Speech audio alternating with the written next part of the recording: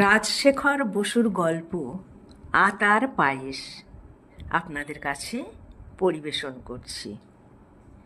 Ramgopal high স্কুলের master প্রবোধ ভট্টাচার্য, বয়স 30, আমুদে লোক। ছাত্ররা তাকে খুব ভালোবাসে। পুজোর বন্ধের দিন কতক আগে 5টি ছেলে তার কাছে এলো।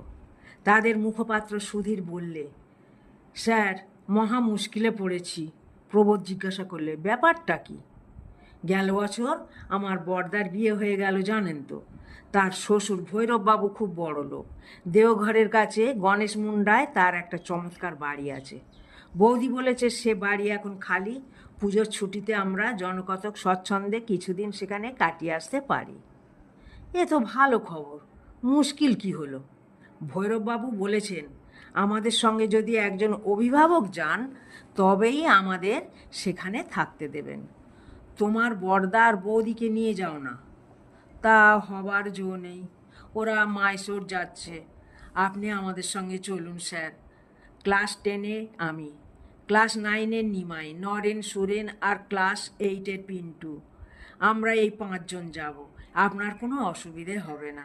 প্রবোধ বললে, সব তো বুঝলুম, কিন্তু আমাকে নিয়ে যেতে চাও কেন? মাস্টার সঙ্গে থাকলে তোমাদের ফুর্তির ব্যাঘাত হবে না? সজোরে মাথা নেড়ে সুধীর বললে, মোটেই একদম একটুও ব্যাঘাত হবে না। আপনি সেরকম মানুষই নন স্যার।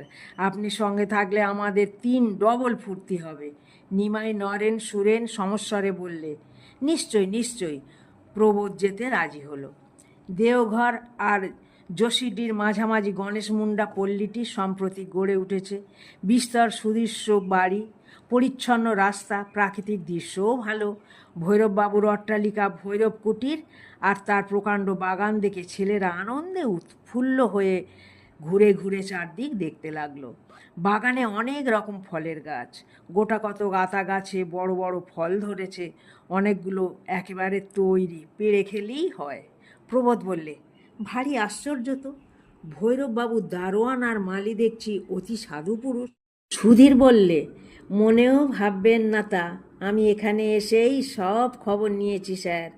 দারোয়ান মেহিপাড়ে আর মালি ছেদি মাহাতো, এদের মধ্যে ভীষণ ঝগড়া। দুজনে দুজনের ওপর কড়া নজর রাখে, তাই এ পর্যন্ত কেউ চুরি করবার সুবিধে পায়নি। নিমাই বললে, যদি 2-3 সের দুধ জোগাড় করা যায় তবে চমৎকার আতার পায়েস হতে পারবে। আমি তৈরি করা দেখেছি, খুব সহজ। সুধীর বললে, বেশ তো, তুই তৈরি করে দিস। ও পাড়েজি, তুমি কাল সকালে 3 সের খাঁটি দুধ আনতে পারবে? পাড়ে বললে, জরুর পারবো হুজুর। নাওয়া খাওয়ার বিশ্রাম চুকে গেল। বিকেলবেলা সকলে বেড়াতে বেরুলো। ঘণ্টাখানেক বেড়াবার পর ফেরার পথে সুধীর বললে, দেখুন স্যার, এই বাড়িটি কি সুন্দর, ভীমসেন ভিলা। গেটের ওপর কি চমৎকার থোকা থোকা হলদে ফুল ফুটেছে।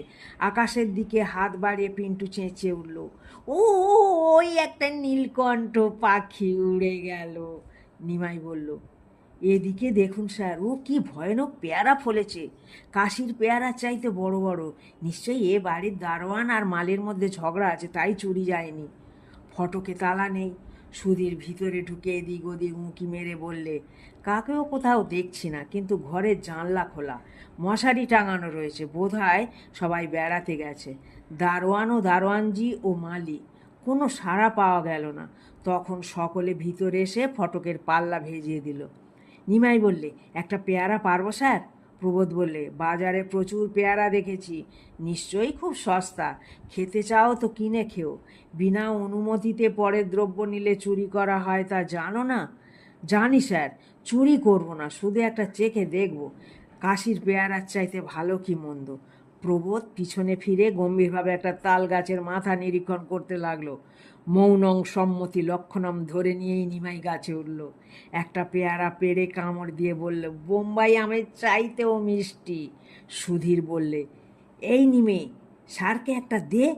নিমাই একটা বড় পেয়ারা নিয়ে হাত ঝুলিয়ে, এইটা ধরুন স্যার, একটু চেখে দেখুন, কি চমৎকার। পেয়ারায় কামড় দিয়ে প্রবোধ বললে, সত্যি খুব ভালো পেয়ারা। আর বেশি পেরো না, তাহলে ভারী অন্যায় হবে কিন্তু। লোভ সংবরণ করতে শেখো। ততক্ষণ নিমাইয়ের সব পকেট বোঝাই হয়ে গেছে, তার সঙ্গীরাও প্রত্যেকে 2-3টে করে পেয়েছে। সুধীর বললে, এই নিমে, শুনতে পাচ্ছিস না বুঝি?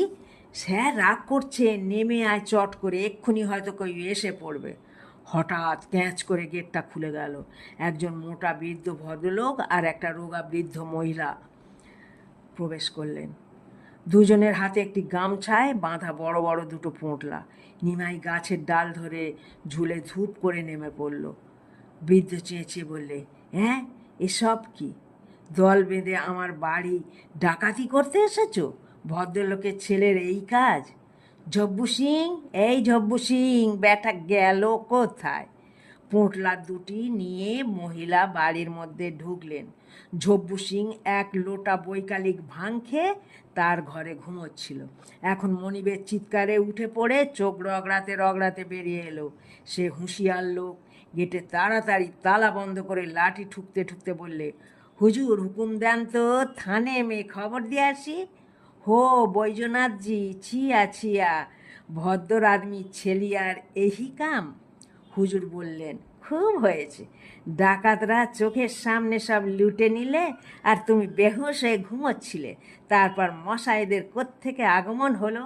এরা তো দেখছি ছোকরা, বজ্জাতি করবারই বয়স, কিন্তু তুমি বুঝি দলের সর্দার। প্রবোধ হাত জোর করে বললে, মহা অপরাধ হয়ে গেছে স্যার। এই নিমাই, সব পেয়ারা দারোয়ানজির জিম্মা করে দাও। আমরা বেশি খাইনি স্যার, মাত্র 2-3টে চেখে দেখেছি, অতি উৎকৃষ্ট পেয়ারা। আজ্ঞে, আমার নাম প্রবোধচন্দ্র ভট্টাচার্য, মানিকতলার রামগোপাল হাই স্কুলের মাস্টার। এরা সব আমার ছাত্র, পুজোর ছুটিতে আমার সঙ্গে বেড়াতে এসেছে। খাসা অভিভাবকটি পেয়েছে, খুব নীতিশিক্ষা হচ্ছে। আমাকে চেনো? Bhimchandra Sen, retired district magistrate. Rai Bahadur খেতাবও আছে, কিন্তু এই স্বাধীন ভারতে সেটার কদর নেই। বিস্তর চোরকে আমি জেলে পাঠিয়েছি। তোমার স্কুলের সেক্রেটারিকে যদি লিখি, আপনাদের প্রবোধ মাস্টার এখানে এসে তার ছাত্রদের চুরিবিদ্যে শেখাচ্ছে, তাহলে কেমন হয়? যদি কর্তব্য মনে করেন তবে আপনি তাই লিখুন স্যার, আমি আমার কৃতকর্মের ফল ভোগ করব।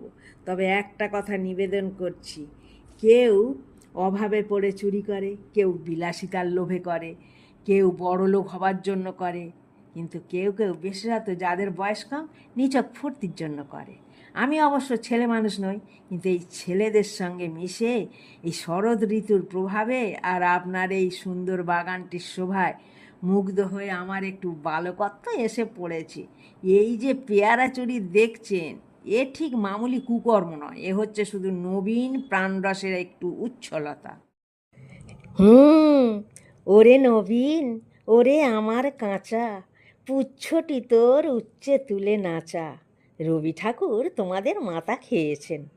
স্যার, যে কুকর্ম করে ফেলেছি তার বিচার একটু উদারভাবে করুন।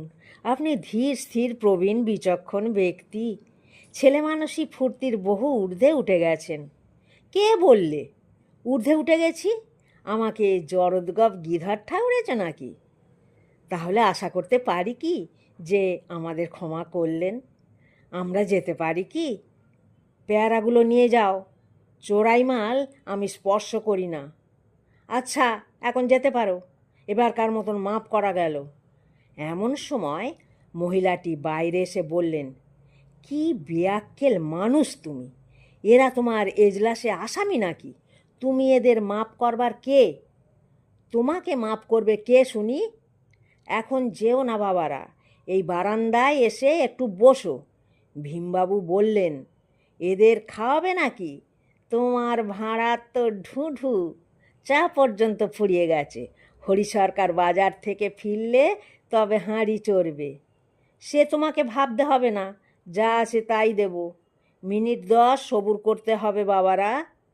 গৃহিণী ভিতরে গেলে ভীমবাবু বললেন, উনি ভীষণ চটে গেছেন, না খাইয়ে ছাড়বেন না। অগত্যা ততক্ষণ এই এজলাসেই তোমরা আটক থাকো। এখানে উঠেছ কোথায়? প্রবোধ বললে, ভৈরব কুটিরে। স্টেশনের দিকে যে রাস্তা গেছে তারই ওপর। ভীমবাবু বললেন, কি সর্বনাশ! যার ফটকের পাশে বেগুনি বুগনভিলিয়ার ঝাড় আছে সেই বাড়ি? আগে হ্যাঁ, বাড়িটার কোনো দোষ আছে? না, দোষ তেমন নেই, তোমরা ওখানে উঠেছো তা ভাবিনি। একটু পরে ভীমবাবুর পত্নী একটা বড় ট্রেতে বসিয়ে একটি ধূমায়মান গামলা এবং গোটা কতক বাটি আর চামচ নিয়ে এলেন। ভীমবাবু একটা টেবিলে এগিয়ে দিয়ে বললেন, এ কি এনেছো? আতার পায়েস যে, এর মধ্যেই তৈরি করে ফেললে? গৃহিণী বললেন, আর তো কিছু নেই, এই দিয়ে ছেলেরা একটু মিষ্টিমুখ করুক। ভীমবাবু বললেন, সবটাই এনেছো নাকি? হ্যাঁ গো হ্যাঁ, তুমি আর লোভ করো না বাপু, ছেলেরা যে পেয়ারা পেরেছে তাই না হয় একটু খেও, চিবুতে না পারো তো সেদ্ধ করে দেব।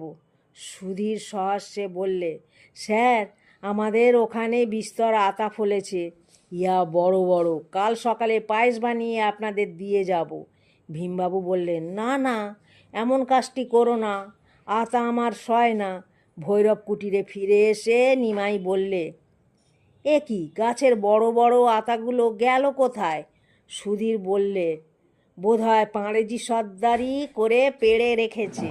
ও পাড়ে আতা কি হলো? পাড়ে ব্যস্ত হয়ে এসে মাথা একটু চাপড়ে মেরে করুণ কণ্ঠে বললে, কি কহব হুজুর, বহুত ঝামেলা হয়ে গেছে। এক মোটা শাহ বাবু আর এক দুবালা শাহ বুড়ি মাই এসেছিল। বাবু পট পট সব আতা ছিঁড়ে নিলে, আমি মানা করলে খাপা হয়ে বললে, চুপ রহো উল্লু। আমার ডর লাগলো, শায়দ কই বড়া আফসার উপসার কা বাবা উবা হবে। সুধীর বললে, হাতে লাল গামছা ছিল? জি হাঁ, উশিতে তো বাঁধকে লিয়ে গেল। হাসির প্রকোপ একটু কমলে প্রবোধ বললে, যাক, আমরা ঠকিনি, আতার পায়েস খেয়েছি, পেয়ারাও পেয়েছি, কিন্তু ভীমচন্দ্র সেন মশাইয়ের জন্য দুঃখ হচ্ছে, তার গিন্নি তাকে বঞ্চিত করেছেন। নিমাই বললে, ভাববেন না স্যার, দিন দুই পরেই আবার বিস্তর আতা পাকবে, তখন পায়েস করে ভীমসেন মশাই আর তার গিন্নিকে খাওয়াবো।